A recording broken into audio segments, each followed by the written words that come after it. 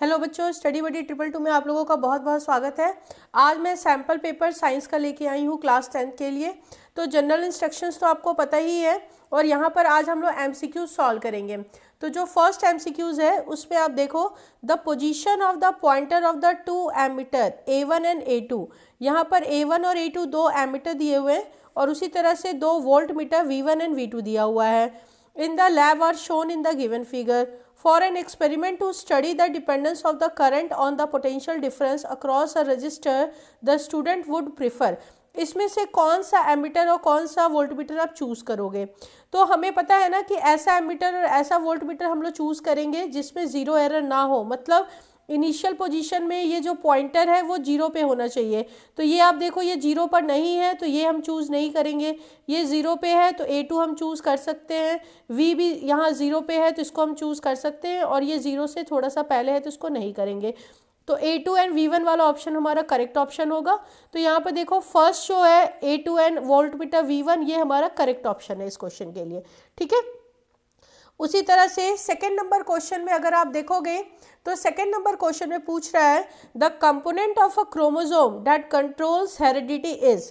तो हेरिडिटी हमें पता है कि जो इंडिविजुअल होता है उनके अंदर जो पेरेंट्स के प्रॉपर्टीज़ होती है, जो इंफॉर्मेशन होता है वो हेरिडिटी के थ्रू ट्रांसफ़र होता है।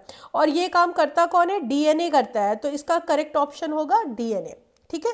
थर्ड क्वेश्चन बहुत ही इंटरेस्टिंग है। How does a gaseous exchange take place in woody plants. Simple leaf वाले प्लांट्स में तो हमें पता है कि स्टोमेटा के थ्रू एक्सचेंज होता है, लेकिन अगर कोई वुडी प्लांट है तो वहाँ पर ये एक्सचेंज कैसे होगा।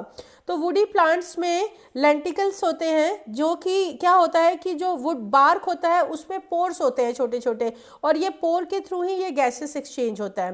तो इसका करेक्ट आंसर होगा लेंटिसल्स। ओके। क्वेश्चन नंबर 4 में हमें कह रहा है magnetic field lines determine. Magnetic field lines जो है उनसे हमें क्या क्या पता चलता है। तो मैग्नेटिक फील्ड लाइन से हमें दो बात पता चलती है ना, एक तो हमें डायरेक्शन ऑफ मैग्नेटिक फील्ड पता चलता है और दूसरा उसके स्ट्रेंथ का पता चलता है कि उसके पोल पे ज़्यादा मैग्नेटिक फील्ड है या उसके सेंटर पे। तो मैग्नेटिक फील्ड लाइन से हमें बोथ का पता चलता है। तो यहाँ पर ऑप्शन है केवल डायरेक्शन का, डायरेक्शन एंड रिलेटिव स्ट्रेंथ का, ओनली रिलेटिव स्ट्रेंथ का, या फिर शेप ऑफ मैग्नेटिक फील्ड का। तो बी इसका करेक्ट ऑप्शन होगा। हमें डायरेक्शन भी पता चलता है और साथ ही साथ हमें स्ट्रेंथ का भी पता चलता है, क्योंकि जहाँ पर भी मैग्नेटिक फील्ड ज़्यादा होगा वहाँ पर हमें पता है कि उसकी पॉलरिटी, मतलब मैग्नेटिक फील्ड का स्ट्रेंथ वहाँ ज़्यादा होता है। Which of the following property is generally shown by metal. Metal के अंदर आपको कौन कौन सी प्रॉपर्टी दिखती है। इलेक्ट्रिकल कंडक्शन, हमें पता है मेटल गुड कंडक्टर होता है। सोनोरस, उससे म्यूजिकल साउंड प्रोड्यूस होता है। डलनेस, डल सा कलर होता है या शाइनी होता है, तो शाइनी होता है, तो सी ऑप्शन नहीं है।